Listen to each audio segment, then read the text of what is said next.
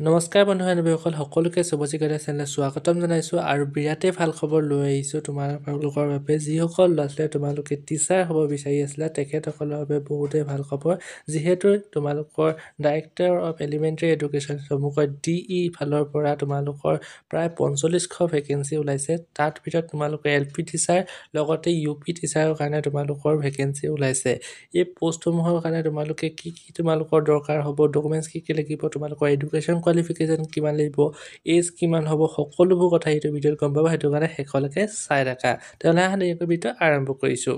এইখনেই হৈছে official advertisement, যোনখন তোমালোকৰ ডাইৰেক্টৰ অফ এলিমেণ্টাৰী এডুকেশ্যনৰ ফালৰ পৰা আহিছে, তোমালোকে চাব পাৰা।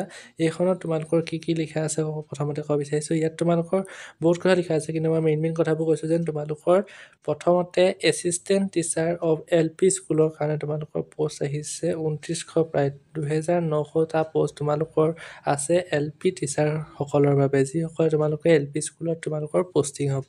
আৰু ইয়াত তোমালোকৰ যি চেলাৰী হ'ব, পে'মেণ্ট 2 লেভেলৰ হ'ব, তোমালোকে জানাই, য'ত তোমালোকৰ ষ্টাৰ্টিং 14,000ৰ পৰা হ'ব আৰু 70,000 টকালৈকে হ'ব। লগতে গ্ৰেড পে' আৰু এলাউন্স আছে, এইবোৰ এক্সট্ৰাকৈ আছে। তোমালোকৰ গভৰ্ণমেণ্ট ৰ'ল হিচাপে দ্য আছাম ছাৰ্ভিচৰ ৰিভিজন পে' হিচাপে তোমালোকে পাই যাবা। তাৰপিছত তোমালোকৰ তললৈ যেতিয়া স্ক্ৰল ডাউন কৰিবা, তাত তোমালোকৰ কি কণ্ডিশ্যন আছে ইয়াত ধুনীয়াকৈ লিখা আছে, তোমালোকে চাব পাৰা। ইয়াত যিবোৰ কণ্ডিশ্যন অফ ৰিক্ৰুইটমেণ্ট বুলি লিখা আছে, তাত তোমালোকে ছেকেণ্ড পইণ্টটো ইম্পৰ্টেণ্ট হয়, সেইটো তোমালোকক ক'ব বিচাৰে। তোমালোকে আছাম টেট নহয়, তোমালোকে CTET যিটো চেণ্ট্ৰেল টেট হয়, তাত তোমালোকে লোৱাৰ প্ৰাইমেৰী স্কুলৰ কাৰণে যদি তোমালোকে এলিজিবল হৈ আছা, তেনেহ'লে পাছ কৰিছিলা, তেতিয়া তোমালোকে ইয়াত এপ্লাই কৰিব পাৰিবা, য'ত তোমালোকৰ LP স্কুলৰ টিচাৰ বাছনি কৰা হ'ব। লগতে ইয়াত আৰু এটা কথা কোৱা হৈছে, য'ত তোমালোকে মেৰিটসমূহ তোমালোকৰ যিখন মেৰিট লিষ্ট ওলাব, সেইখন তোমালোকৰ separate for each district and category, তোমালোকৰ কেটেগৰী ৱাইজ আৰু ডিষ্ট্ৰিক্ট ৱাইজ তোমালোকৰ বেলেগ তোমালোকৰ মেৰিট লিষ্ট ওলোৱা হ'ব। আৰু লগতে 5 নম্বৰ যিটো কণ্ডিশ্যন আছে, তোমালোকৰ এইটো এজৰ ক্ষেত্ৰত লিখা আছে। মিনিমাম তোমালোকৰ এজ 18 বছৰ হ'ব লাগিব আৰু তোমালোকৰ 40 বছৰ মেক্সিমাম। তোমালোকে যিসকল আনৰিজাৰ্ভ কেটেগৰী কেণ্ডিডেট আছে তেখেতসকলে এপ্লাই কৰিব পাৰিব। লগতে তোমালোকৰ 42 ইয়াৰ্ছলৈকে এক্স ছাৰ্ভিচমেনসকলে, 43 ইয়াৰ্ছলৈকে তোমালোকৰ OBC MOBC আৰু 45 ইয়াৰ্ছলৈকে তোমালোকৰ SC STP STS সকলে পাৰিব। লগতে পাৰ্চন উইথ ডিচেবিলিটি সকলে তোমালোকৰ 50 ইয়াৰ্ছলৈকে এপ্লাই কৰিব পাৰিব। যিটো তোমালোকৰ ডেট অফ বাৰ্থৰ 1 জানুৱাৰী 2025ৰ লগত তোমালোকৰ কাউণ্ট হ'ব। অৰ্থাৎ তোমালোকৰ 2025ৰ 1 জানুৱাৰীলৈকে তোমালোকৰ এজ কিমান হৈছে তাৰ ওপৰত ভিত্তি কৰি তোমালোকে ইয়াত এপ্লাই কৰিব পাৰিবা। তাৰপিছত তোমালোকৰ ইয়াত আৰু এটা কথা কোৱা হৈছে, ইয়াত তোমালোকে কোনো ধৰণৰ অফলাইন এপ্লাই নহ'ব, ইয়াত তোমালোকৰ সকলোবোৰ অনলাইন এপ্লাই হ'ব।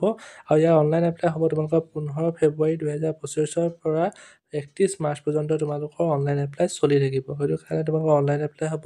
আৰু কি লিখা আছে ক'ব বিচাৰিছোঁ, তোমালোকে চাই যোৱা। তাৰপিছত ইম্পৰ্টেণ্ট হৈছে তোমালোকৰ ইয়াত চোৱা, তোমালোকৰ এছিষ্টেণ্ট টিচাৰ ফৰ লোৱাৰ প্ৰাইমেৰী স্কুল অৰ্থাৎ LP স্কুলৰ কাৰণে যিসকলে তোমালোকে এপ্লাই কৰিম বুলি ভাবিছে, তাত তোমালোকৰ কি দৰকাৰ হ'ব। প্ৰথমে তোমালোকৰ HS পাছ হ'ব লাগিব, 50% তোমালোকৰ মাৰ্কছ থাকিব লাগিব। লগতে 2 years তোমালোকৰ ডিপ্ল'মা ইন এলিমেণ্টাৰী এডুকেশ্যনৰ চাৰ্টিফিকেট থাকিব লাগিব।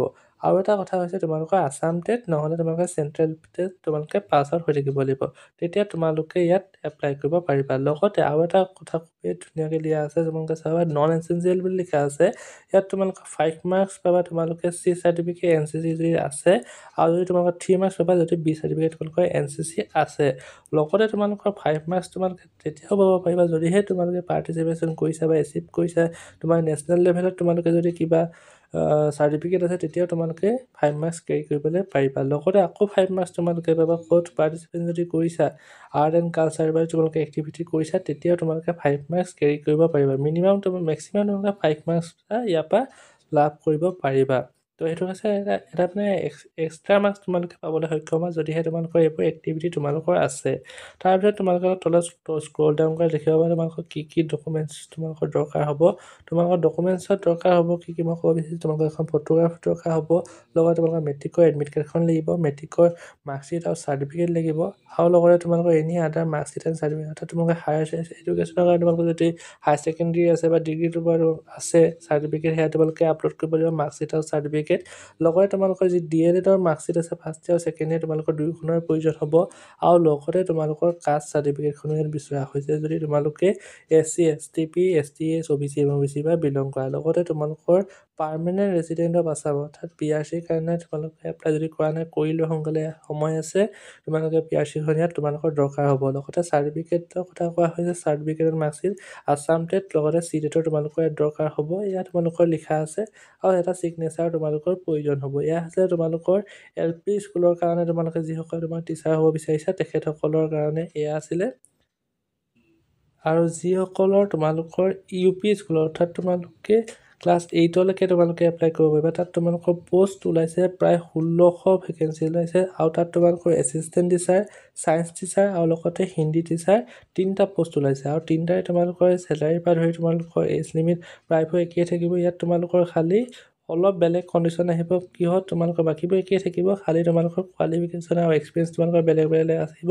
যিটো তোমালোকৰ এছিষ্টেণ্ট টিচাৰ আপাৰ প্ৰাইমেৰী স্কুলৰ কাৰণে তোমালোকৰ থাকিব ACS পাছ হ'ব লাগিব প্ৰথম কথা আৰু লগতে তোমালোকে গ্ৰেজুৱেট হ'ব লাগিব অৰ্থাৎ তোমালোকে LP যিটো পোষ্ট আছিলে LP স্কুলৰ টিচাৰ হ'ব লাগে তোমালোকে গ্ৰেজুৱেট হ'ব লাগিব বুলি কোনো লিখা নাছিলে কিন্তু গ্ৰেজুৱেট হ'ব লাগিব বুলি কোৱা হৈছে আৰু লগতে তোমালোকৰ 2 years ডিপ্ল'মা ইন এলিমেণ্টাৰী এডুকেশ্যনৰ ফালৰ পৰা থাকিব লাগিব নহ'লে তোমালোকৰ bachelor of education or bachelor of elementary education অৰ্থাৎ BEd থাকিব লাগিব নহ'লে তোমালোকৰ DLEd থাকিব লাগিব হ'ল তাৰপিছত তোমালোকৰ থাকিব লাগিব আছাম টেট বা চেণ্ট্ৰেল টেটৰ পৰা তোমালোকে পাছ আউট হ'ব লাগিব তেতিয়া তোমালোকে ইয়াত এপ্লাই কৰিব পাৰিবা ইয়াত ঠিক তেনেকৈ তোমালোকে NCCৰ কাৰণে তোমালোকে আৰু বা তোমালোকৰ স্পৰ্টছৰ কাৰণে তোমালোকৰ ইয়াতো তোমালোকৰ এক্সট্ৰা মাৰ্কছ পাবা আৰু তোমালোকৰ 100 মাৰ্কছৰ ভিতৰত আটাইকেইটা পৰীক্ষা অনুষ্ঠিত কৰা হ'ব তাৰপিছত তোমালোকৰ ছায়েন্স টিচাৰ থাকিব ছায়েন্সৰ কাৰণে তোমালোকৰ কি লাগিব তোমালোকে চাই লোৱা ইয়াত তোমালোকৰ হাই ছেকেণ্ডেৰী পাছ হ'ব লাগিব লগতে তোমালোকে গ্ৰেজুৱেট হ'ব লাগিব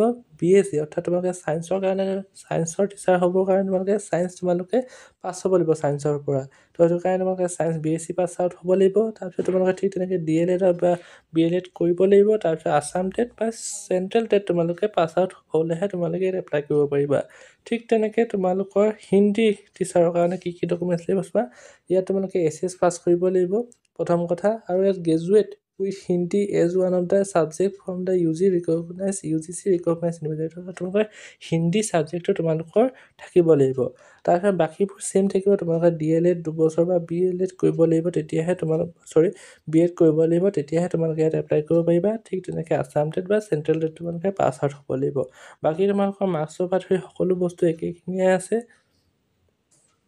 তাত তোমালোকৰ ইমান দিগদাৰী নহয় বুলি মই ভাবিছোঁ যদি তোমালোকে যদি ভিডিঅ' চাই ভাল পাইছা লাইক কমেণ্ট শ্বেয়াৰ কৰি দিবা আজিলৈ আহিছোঁ ধন্যবাদ